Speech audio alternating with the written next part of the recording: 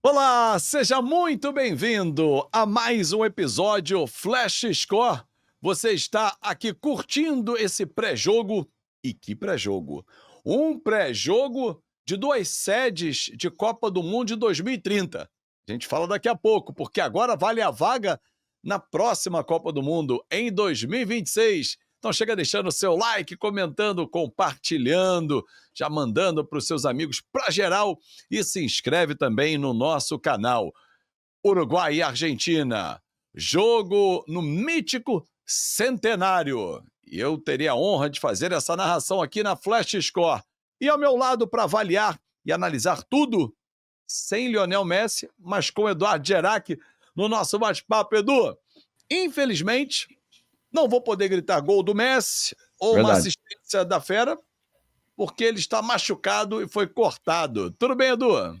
Tudo bem, sim, Fábio. Um abraço a você, para todo mundo aí que está acompanhando mais esse pré-jogo aqui na Flash Score. Não, sem dúvida, né? A Argentina perde muito, claro, sem o Messi, mas a Argentina também é um time, assim como a Espanha lá na Europa, né? É um time que está bem organizado, né? Desde a última Copa do Mundo, a Argentina vem fazendo bons jogos, né? Tanto na última Copa América quanto nas eliminatórias, vem perdendo muito pouco, né? A Argentina que venceu a última Copa América. E, enfim, vai ter esse embate aí duríssimo contra o Uruguai, né? Nesse clássico do Rio da Prata, né? Se podemos assim dizer. Buenos Aires fica de um lado, Montevidéu fica do outro do Rio da Prata. E do lado do Uruguai, Fábio, a questão do.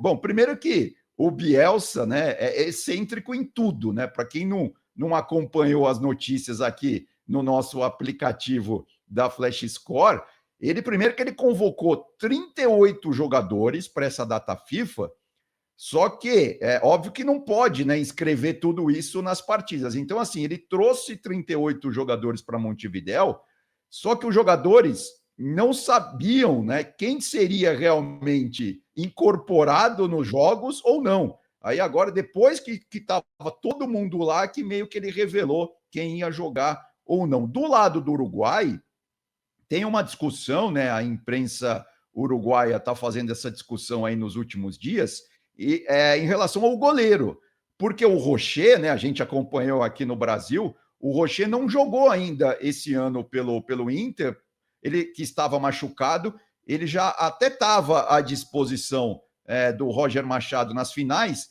mas o Roger preferiu ficar com o goleiro reserva até como um prêmio, né? Porque ele tinha sido um bom goleiro, tinha tido partidas muito boas na fase de grupos do Gauchão. Então o Rocher ficou na reserva. Então o Bielsa, vamos ver se ele já vai lançar o Rocher logo de cara aí contra a Argentina. Tudo indica que sim, tá? Mas o Uruguai, como também é famoso, né? A famosa, né? A escola uruguaia tem excelentes goleiros. Tem o Franco Israel, né? Que é goleiro, ele joga lá em Portugal, goleiro do Sporting, e tem o Santiago Meli, que é goleiro do Junior Barranquilla. Desses três, o Meli é o que vem jogando mais no seu time neste ano de 2025. Então vamos ver aí o que o Bielsa no gol vai definir. Né? Vai ser um grande jogo com o Bielsa,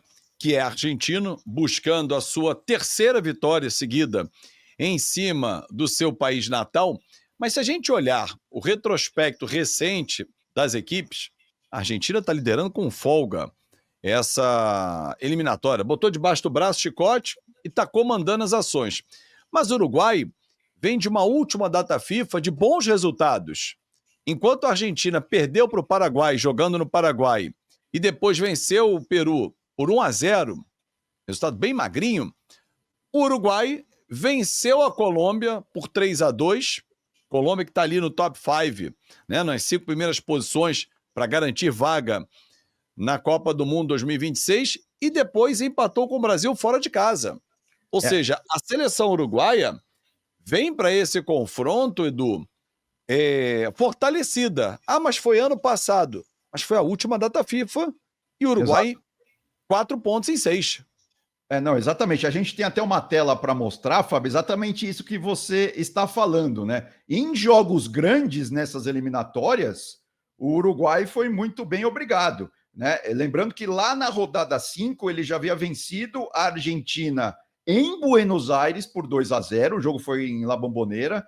E aí essas duas boas partidas também do Uruguai, esses resultados que você mencionou, né? Na rodada 11, que também é a penúltima, o Uruguai venceu a Colômbia por 3-2 em casa, e aqui no Brasil empatou com o Brasil em 1-1 na rodada 12, né? Que foram. A gente agora vai ter a rodada 13. Então, realmente, como você bem lembrou, e o time do Uruguai, que os 11, né? Tem cada jogador. Assim, eu sou suspeito, eu adoro muito esse time do Uruguai, né? Só para lembrar a última escalação da seleção uruguaia nas eliminatórias: ó, Rocher no gol, Araújo, Cáceres, Oliveira e Vina na linha defensiva. Ugarte e Valverde são os dois homens mais de contenção, mas o Valverde, para mim, é um jogadoraço, né? Eu gosto demais de jogadores com esse estilo, né? É um jogador que é muito importante para o sistema defensivo, mas também constrói, né? Também é importante lá na frente. E ainda tem o Pelistri, o De La Cruz, o outro Araújo, e lá na frente o Darwin Nunes. Ou seja, o Uruguai tem um timaço, né? Lembrando uma outra curiosidade do Uruguai, o Uruguai, ele convocou 11 jogadores, o Bielsa, no caso, convocou 11 jogadores que atuam no futebol brasileiro. E nesses 38 jogadores, o Bielsa, que sempre teve essa preocupação, né, em revelar novos talentos e tal, ele colocou vários jogadores, ele chamou vários jogadores que foram campeões sub-20 com o Uruguai, né? E agora já estão tendo a chance de se relacionar com essas feras do futebol uruguai. O Joaquim Lavega, do Fluminense, é um deles, que está aí nessa lista de novatos, né, do Bielsa para essa data FIFA. Não são novatos, mas estão de volta à seleção. Estou falando do Vinhas, atacante do Real Oviedo, e o Piquerez, do Palmeiras, que estão retornando à Celeste também, depois de se recuperarem de lesões, hein, Edu? Não, exato, assim, até tem a lista aqui dos 11 jogadores, vou falar rapidinho do futebol brasileiro, ó. Do Flamengo tem o Varela, o De La Cruz e o Arrascaeta. Do Palmeiras, como você disse, tem o Piquerez, tem o Emiliano Martinez, né, que acabou de chegar no Verdão, e o Facundo Torres, também outro uruguaio aí do Verdão. Aí tem o Sérgio Rocher do Inter, né, como já falamos. Do Vasco tem o Pumita Rodrigues, que também está nessa lista aí do Bielsa. Tem o Christian Oliveira do Grêmio e o Lúcio Rodrigues do Bahia, além, claro, do La Vega do Fluminense. E o Lúcio Rodrigues, tem muita gente discutindo lá, os nossos colegas que acompanham mais de perto esse time do Uruguai, tem muita gente discutindo que ele é o primeiro ali para substituir o Darwin Nunes caso aconteça alguma coisa com o Nunes, sei lá, algum problema ou médico ou de cartões amarelos, porque o Uruguai tem 11 jogadores pendurados aí nessa partida contra a Argentina. Lembrando que o segundo jogo do Uruguai nessa data FIFA é lá em cima do morro contra a Bolívia. Então, assim, se o Darwin Nunes toma um cartão amarelo, por exemplo, contra a Argentina, tem muita gente defendendo o Lúcio Rodrigues, o atacante do Bahia, como esse 9, né? Como essa referência aí do ataque uruguaio. Vamos ver o que vai acontecer aí nessas próximas duas partidas, Fábio. Olha, tem um detalhe do adversário, e está no nosso site em flashscore.com.br, porque 7 seleções podem garantir de forma antecipada vaga, ou vagas, né, para a Copa de 2026, nessa data FIFA. E a Argentina é uma delas. Porque a Argentina pode se classificar com 4 rodadas de antecedência, quando acabar a data FIFA. Porque a seleção tem 25 pontos, está 5 acima do Uruguai. Se vencer, o Uruguai. E depois o Brasil na sequência, dependendo dos outros resultados, não depende de ninguém. Emplacando 2 vitórias, vai a 31 pontos, já garante. Por quê?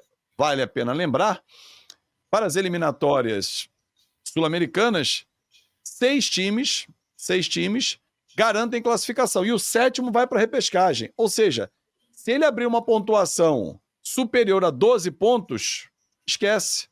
Não adianta mais o sétimo fazer pontos, porque só vão ter 12 pontos em disputa em 4 rodadas, Edu.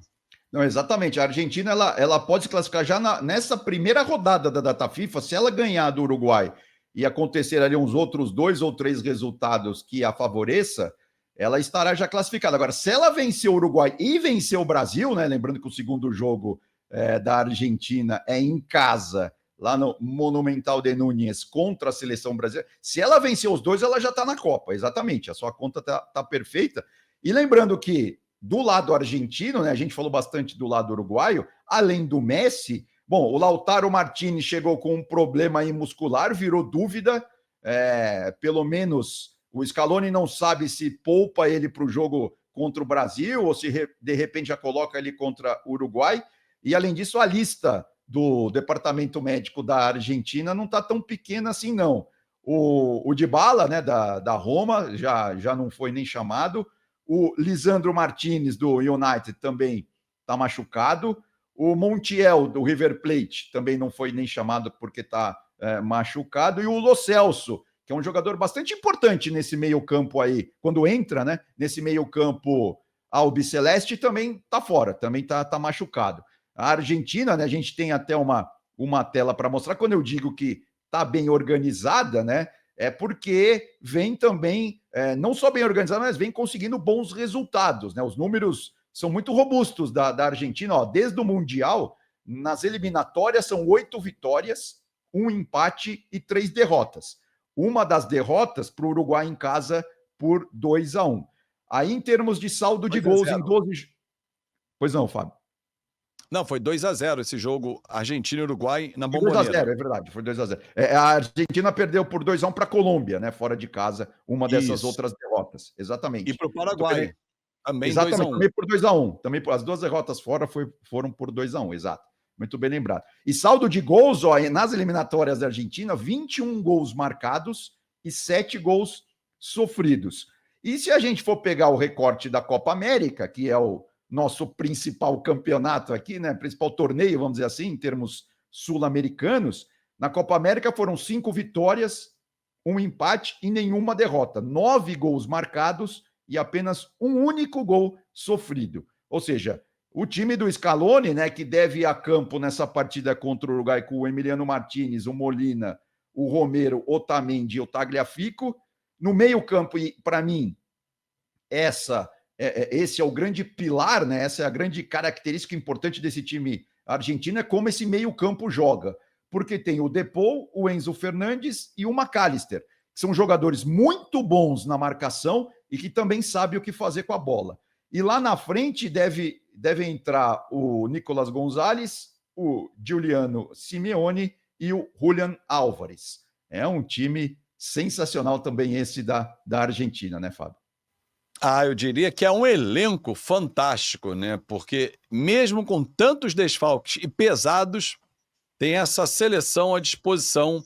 Lionel Scaloni. Estarei acompanhando essa partida aqui na Flash Score, 20h30 da noite, nesta sexta-feira. Passamos a limpo, Edu, mas esse clássico, dessa vez, um clássico sul-americano. Grande abraço, Edu. Abraço para você também, Fábio. Até mais. Valeu. Valeu. Muito obrigado pela sua audiência. Ficou com a gente até o final? Esqueceu de deixar o like? Dá aquele seu like, a mãozinha que está aqui embaixo, é 0800. Se inscreve no nosso canal, também é de graça. E baixa o aplicativo. Só dica 0800, ó. Escaneia o QR Code que pinta na sua tela e baixa o aplicativo Flash Score, porque eliminatórias sul-americanas também são aqui na Flash Score. Tchau, tchau.